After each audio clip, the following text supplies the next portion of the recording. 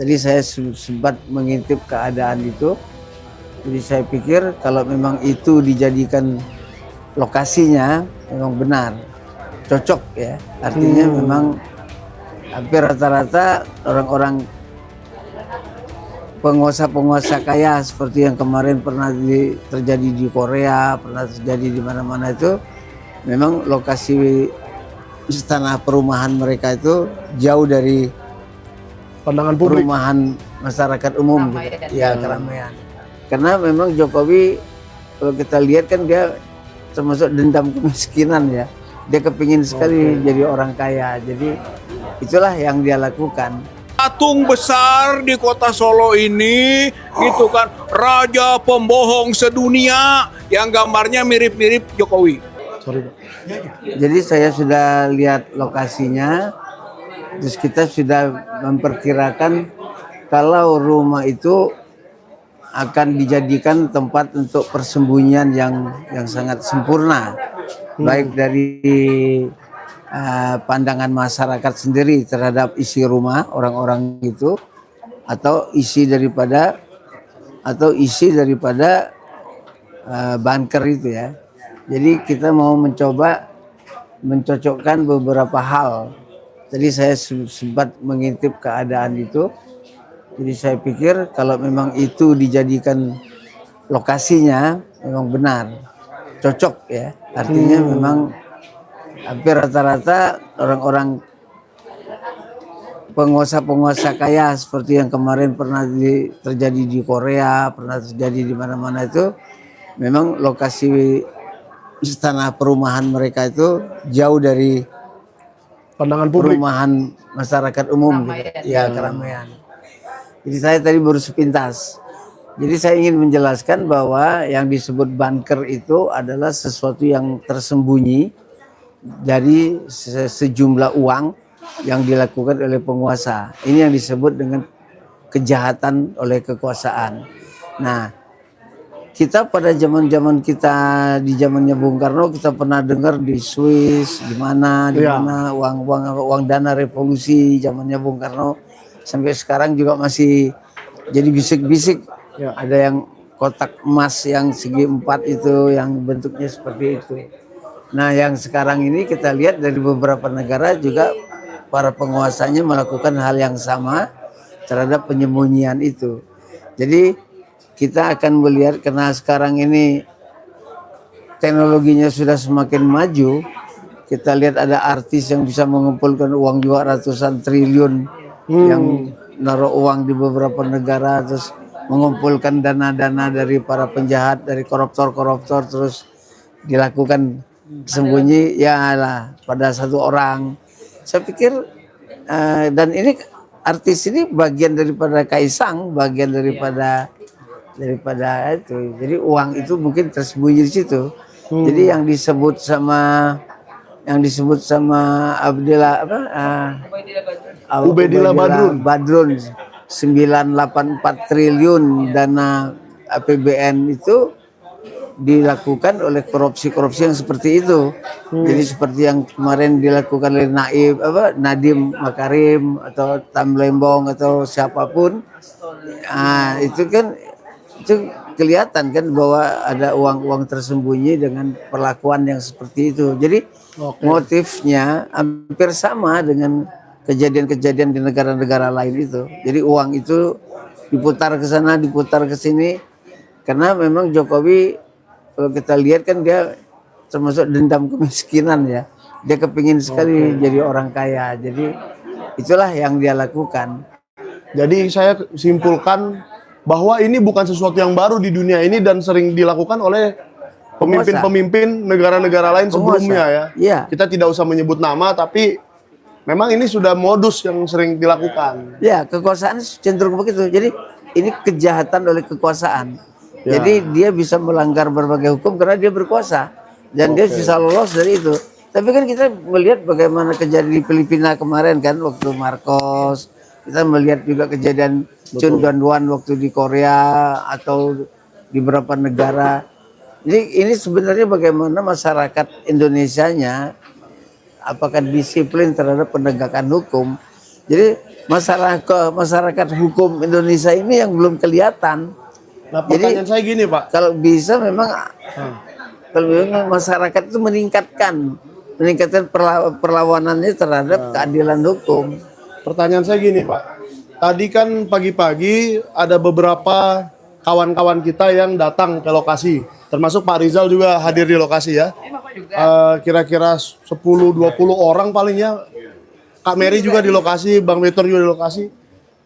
Kenapa sih tiba-tiba kepolisian harus datang seperti itu? Emang apa yang kalian lakukan tadi? Apakah merusak atau apa? Kok polisi harus datang gitu? Saya kira semestinya itu nggak harus datang ya. Saya kira itu bagian dari hak warga negara untuk melihat satu proyek yang dibangun dengan uang negara gitu. Jadi itu bukan rumah pribadi. Ya kalau itu rumah pribadi gitu kan, saya kira wajar diproteksi. Itu hak privat namanya. Tapi kalau ini adalah rumah pejabat, mantan pejabat, uangnya uang APBN yang digunakan, itu adalah sesuatu yang diketahui dan dibebaskan publik gitu, bukan hanya datang sebenarnya.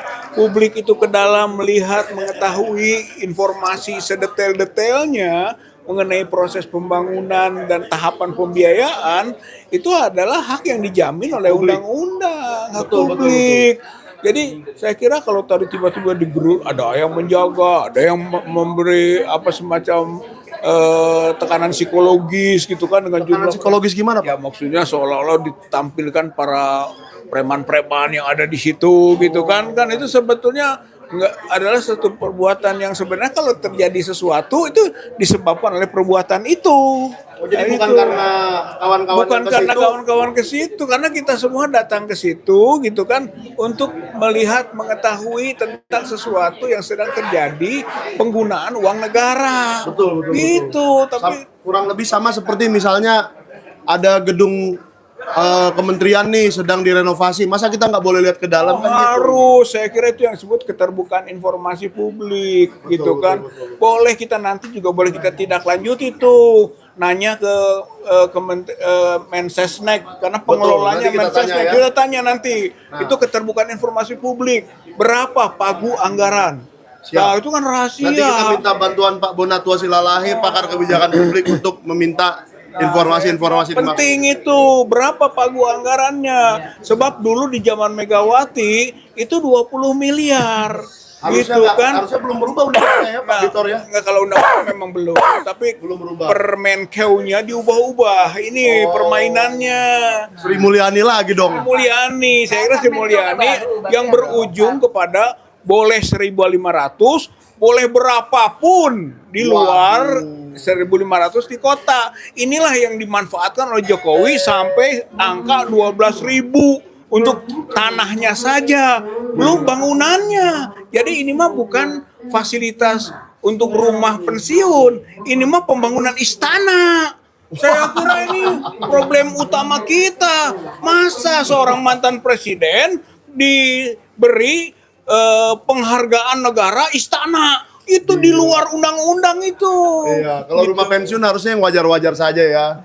Ya namanya yang sebelum-sebelumnya. Nah, ini saya mau tanya kepada Purnawirawan Kolonel Nur Sam yang tadi juga ke lokasi ya Pak. Nah, kira-kira yang Bapak lihat dari tanah itu seperti apa, bangunannya seperti apa, dan kelakuan kawan-kawan tadi itu apa sih sehingga harus dihadang polisi? Silakan Pak. Baik, terima kasih sudah membersamai Santana dalam rangka kegiatan yang ada di sini di hari ini yang di pengadilan apa ini sekarang ini. Sengaja saya hanya melihat dan membersamai dan memantau sejauh mana perkembangan yang ada di sini. Yang pertama tentang masalah rumah Jokowi. Saya sudah lihat tadi. Seharusnya ada satu badan atau lembaga atau kementerian yang bertanggung jawab, tidak hanya dari segi budget, tapi termasuk adalah konstruksi.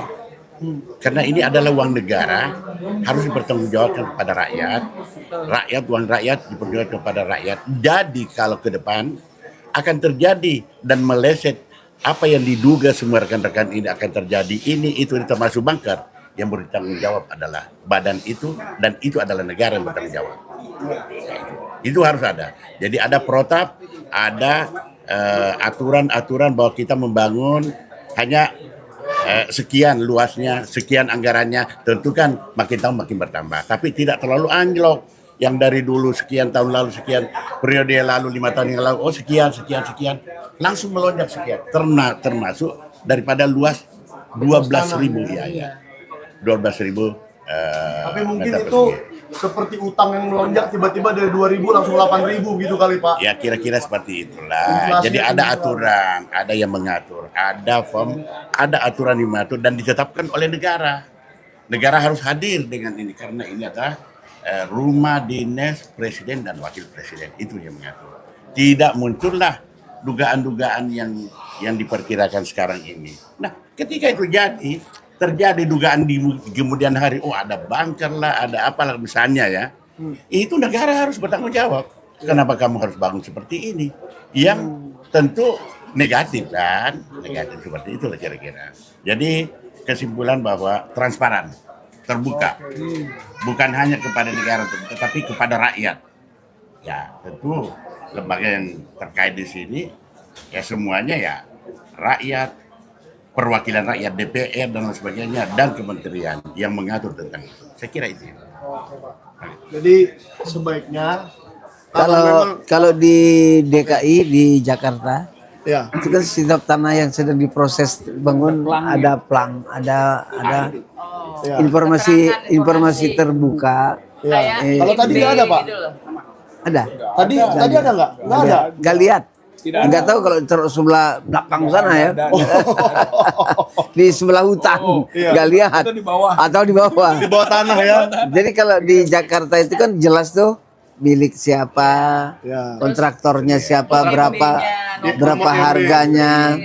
Kalau rumah besar kontraktor, ya kan? Iya. Tendernya ada, pemenang tendernya. Nah, tapi ada isu begini Pak Bitor. Katanya nanti setelah rumah ini jadi tidak akan ditempati oleh Pak Jokowi, malah akan dijadikan untuk kegiatan-kegiatan publik katanya. Kegiatan publik apaan yang dimaksud untuk di rumah pensiun seperti itu, Pak? Yang Bapak lihat kira-kira? Ya, saya kira itu hanya manipulasi ya. Memang seperti yang saya sampaikan tadi, tipenya Jokowi itu selalu ngeles gitu kan, berbohong gitu kan. Jangan dipakai juga ya? Dia nanti dipakai juga. Saya bilang itu akan jadi istana. Kalimat Gitu kan. pertama sama Karena kalimat ketiga selalu berbeda. berbeda. Jadi ini akan terjadi pelanggaran yang besar dan harus menjadi perhatian publik. Jangan-jangan juga gitu. Makanya perlu ini publik tahu di situ dibuat bunker. Tadi soal bunker ini kan siapa yang tahu Iya. di situ tuh tidak ada bunker? Siapa yang bilang? Sebaliknya dong kita berpikir Iya. gitu kan. Tidak ada bunker. Buktikan tidak ada bunker kan gitu. Berarti publik harus tahu, harus terinformasikan. Jangan sampai gitu kan sesuatu yang tidak wajar dilakukan. Bahkan jangan lupa nanti bunker biaya untuk kepentingan apa? Bisa saja yang merugikan keamanan negara. Jadi kalau menurut saya nih Bang Maiko, itu BIN intelijen harus operasi di situ. Itu harus sampai ke situ ini. Harus tahu ya. Harus tahu. Isinya apa? Sebab Pak Jokowi ini kan sudah dipermasalahkan juga sejak lama soal asal usul gitu kan, soal terah dan sebagainya. Saya kira ini harus ada operasi intelijen ini. Tapi Mengenai gini Pak, itu. kalau saya mohon maaf. Ini kan kalau Pak Rizal bilang operasi intelijen itu kan berarti agak tertutup ya. Kalau saya di sini ada berapa puluh wartawan di depan saya, dan saya yakin ini saya beri tantangan nih untuk Pak Jokowi dan negara Republik Indonesia, berani nggak kita mewujudkan undang-undang keterbukaan informasi publik? Kita undang 1.000 wartawan dari media terkecil sampai terbesar, datang ke situ, lihat-lihat lokasi, tur keliling, lihat apa namanya halamannya, kita lihat di dalam rumahnya lantai 1, lantai 2, sampai semua lantai kita tur, supaya kita hentikan semua dugaan-dugaan yang nantinya jadi liar ya Pak ya. Kalau memang tidak ada bunker, tidak ada apa-apa, tidak ada yang aneh, undang saja kami semua rame-rame dan bersama aktivis-aktivis juga ya. Jadi sekarang begini, dengan ramenya bunker-bunker ini yang menyangkut orang-orang kaya, orang-orang yang selama ini menjadi koruptor, itu kolam renangnya berubah. Oh, Kolam renangnya dikeringkan, terus dilapis dengan plastik, uang. Jadi kemarin tertangkap 13 triliun aja yang uang punya si Surya Dharma itu, Wimar itu. Itu aja sudah merepotkan jaksa. Ruang tamu itu. Jaksa itu merepotkan itu. Jadi bunker yang sekarang ini ada adalah peti kemas. Dimasukkan ke dalam peti kemas itu, dalam satu kemas itu bisa berapa ratus miliar itu. wow. Peti kemas itu apa namanya, kontainer gitu. Nah, terus sekarang ini modelnya udah mulai kolam renang. Karena hampir rata-rata mereka ini orang kaya, rumahnya besar, dan pasti punya rumah kolam renang. Ya. Nah, karena gunjang-ganjing masalah bunker ini semakin santer, ya mereka mengeringkan kolam renang itu, dan itu bisa masuk ratusan miliar. Wah. Itu sekarang nuansanya akan ke sana. Dan bisa aja direnovasi lagi kolam renangnya, didalamin lagi Bisa. ya. Diperbesar, diperdalam. Dari zaman Hakim MK yang namanya Akil Mukhtar. Ya, Kan dulu Akil Mukhtar. ya, wali kota Palembang itu ketahuan nyogok 20 miliar. Ya. Tahu nggak duitnya di mana? Di dinding. dinding.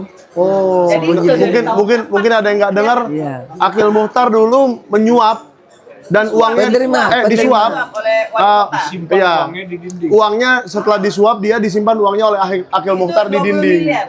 Hanya 20 miliar muatnya kalau di Sampai dinding. mati orang. Kalau di kolam renang mungkin muatnya berapa? Kalau di tanah 1.200 1,2 hektar. Gila. Luar biasa. Dinding ini 20 miliar nih. Iya. Kalau 1,2 hektar berapa? Waduh, habis miliar, triliun apa lagi, Pak? Saya nggak tahu bahasanya apa lagi. Quadriliun. Kuadriliun. Giliar kali, gila-gilaan miliarnya. Giliar. Jadi itu bahayanya ya Pak Bitor ya. Kalau memang bunker ini tidak terawasi, rumah-rumah presiden dan keluarganya dan kroni-kroninya, teman-teman dekatnya, kita kan tahu tiap hari Pak Jokowi misalnya ya, contoh yang ada aja, Pak Jokowi bergaul dengan siapa-siapa saja, orang-orang kepercayaannya dan seterusnya. Ya mungkin juga mereka dititipkan, Pak Bitor ya. Bisa-bisa aja, tapi kita kan daripada menduga lebih baik dibuka saja. Oh, tidak ada nih. Silakan periksa, tidak ada. Gitu ya Pak Rizal. Ya, setuju. Jadi memang harus terbuka ya, kira-kira nggak bisa lah semua disembunyikan begini hanya karena faktor seorang yang bernama Joko Widodo. Kan begitu, nggak bisa ini. Ya kira sejarah kita jangan hitam kelam gitu. Saatnya dibuat terang benderang gitu. Ya saya kira inilah momen. Ya kita mulai dari pengadilan ini. Gitu sebetulnya pengadilan ini adalah tahap sekarang kan mediasi ya. Mediasi itu harusnya prinsipal datang. Betul. Gitu nggak cukup kuasa hukum gitu kan. Pak Jokowi Nah, ini kalau tidak disuruh ke pengadilan cuma 1 kilometer aja, berapa kilometer ya, aja jadi langsung datang. jadi Omdo kan selama ini akan dibuktikan di pengadilan, tapi nanti pengadilan itu putusannya misalnya NO kan tidak berwenang. Emang ini udah desainnya, skenarionya. Maka kalau saya cenderung begini Bang Michael, bikin di Solo ini patung besar raja pembohong sedunia. Itu bikin di sini di Solo ini karena korupsi juga mulainya dari Solo berakhir di tanah hadiah di Solo gitu kan areanya ini. Jadi Colo juga Solo juga sebenarnya. Jadi bikin ya bapak-bapak ibu-ibu patung besar di kota Solo ini gitu kan, raja pembohong sedunia yang gambarnya mirip-mirip Jokowi. Oke, nah Pak Rizal, ini sedikit. Nih. Oke.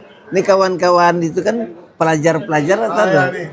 Anak-anak muda mahasiswa nih banyak nih. Lagi pada kesini mau sidang apaan Bang? Hah? Pro atau anti? Nggak usah masuk kamera, nggak apa-apa. Ini mau ke sidang apa nih Bang? Perdata siapa lawan siapa? Oh, PT Finance. PT True Finance. Kenapa bermasalah dengan mahasiswa? Biasa belajar. Oh, belajar aja. Kirain Pelajar. Nah, jadi gini ya, sebagai pelajar apa penilaian kalian ada wali kota Solo, wakil presiden di Indonesia yang ijazahnya nggak jelas. Sementara kalian jelas. Sementara kalian mentalnya kurang, Bang. Mentalnya kurang, Bang. Nggak dong, kalian punya tanggapan dong. Kalian nanti itu kalau Gibran menjadi presiden, rakyatnya kalian, kami udah nggak ada. Apa penilaian kalian terhadap kepemimpinan Gibran? Nggak masuk kamera, Dek, ngomong aja. Atau penilaian kalian gimana bahwa ada seseorang katanya lulus S1 tapi nggak pernah lulus SMA? Kalian bisa nggak masuk S1 tapi nggak lulus SMA? Nggak bisa ya? Oke, berarti ini clear. Adik-adik mahasiswa ini clear, tidak ada yang masuk ke S1 tapi belum lulus SMA. Yang menjadi permasalahan adalah gerakan pemuda seperti kalian, mahasiswa seperti kalian, harusnya melakukan perlawanan terhadap keluarganya Jokowi. Bagaimana dia tidak pakai ijazah, anaknya nggak pakai ijazah, terus memimpin Anak kalian. muda harus bersuara, harus berani. Harus kalian. Kalau ada ribuan pelajar atau pelajar mahasiswa, luar biasa. Hidup mahasiswa. Oh, hidup. Ya, saya suka nih dengan banyaknya anak-anak mahasiswa di pengadilan seperti ini mau belajar ya. Keren ini. Ya kan ini Hari Sumpah Pemuda lagi. Daripada main robot-robotan lu di kantor ya, Tamiya lagi. atau main PS dulu katanya, hobinya main PS. Jangan, yang lebih baik belajar ke pengadilan seperti ini, belajar apa yang ada di dunia sebenarnya itu, buka pengetahuan kita sebanyak-banyaknya, belajar sebanyak-banyaknya. Kira-kira gitu. Nanti ke Colomadu ya, jangan lupa ya. Lihat-lihat ke Colomadu. Sumpah pemuda ya, sumpah Ya ini kan Sumpah Pemuda ini Hari ini Sumpah harinya. Pemuda loh. Dan kalau ada waktu nanti boleh datang ke Gedung Umat Islam. Ada acara Sumpah Pemuda, Sumpah Rakyat. Nah, kita mau berkumpul aktivis-aktivis Solo untuk ya menyatakan apa sebenarnya pendapat kita mengenai pemerintahan yang kemarin 10 tahun dan yang ada sekarang, kira-kira gitu ya Pak. Ya. Nah kalau Pak Rizal nanti bakal datang nggak Pak? Oh iya, Ke Gedung Umat Islam. insya Allah saya datang ke sana kan untuk bersama-sama kita mengingat peristiwa Sumpah Pemuda. Ya. Walaupun mungkin yang banyak di sana belum tentu pemuda. Ya nggak apa-apa, sumpah aki-aki. Bukan gitu Pak. Gitu ya. Pemudanya Yang tahun 1928. Dulu Bapak waktu 1928 masih muda. Belum. Oh, belum lahir ya. Ya saya kira masalahnya adalah spirit yang telah dibangun waktu Sumpah Pemuda kan. Siap. Soal bertanah air satu. Jadinya soal pembelaan terhadap tanah. Ini juga tanah 1,2 hektar. Tanah 1 hektar ini milik negara, milik rakyat, Atau milik siapa? jangan dikuyak-kuyo, jangan diambil alih oleh kepentingan pribadi, keluarga. Itu yang penting, Pak. Soalnya rakyat ke gerbangnya aja langsung didatangi polisi ya. Itu bagaimana bisa merealisasikan Sumpah Pemuda kan? Kalau bahasanya memang itu pengakuannya adalah bertanah air satu, tanah Indonesia, Tanah Indonesia, tanah. bukan tanah Indochina, bukan tanah Indo-Indo yang lain, Pak. Indonesia. Dan itu warga pribumi masyarakat kebanyakan gitu, contohnya gitu ya. Kedua, berbangsa satu. Berbangsa satu itu bangsa yang punya spirit nasionalisme, gitu kan, dan menjaga semua kepemilikan bangsanya, bukan berbangsat satu. Itu bukan menjadi pencuri, perampok, Betul. atau sumber daya alam yang ada di negara Indonesia. Ya, bukan membuat tambang di Raja Bukan Ampat buat ya. tambah Raja Ampat semacam itu, merampok nikel gitu dan sebagainya. Iya. Jangan menjadi berbangsat satu. Betul. Gitu, bangsa Indonesia ini. Betul. Gitu. Dan yang ketiga berbahasa. Bahasa Bahasa itu menggambarkan komunikasi. Dalam komunikasi harus transparan, Sudah, tapi harus belum. terbuka. Belum sekarang. Ya. Banyak bahasa-bahasa yang disembunyikan, manipulasi, ketertutupan. Saya kira Natura ini berkomunikasi dengan bahasa yang terbuka. Makanya benar tadi bahwa kasus proyek-proyek ini harus terbuka. Oke, jadi di Sumpah Pemuda ini kita bersamai juga nih, sidangnya sudah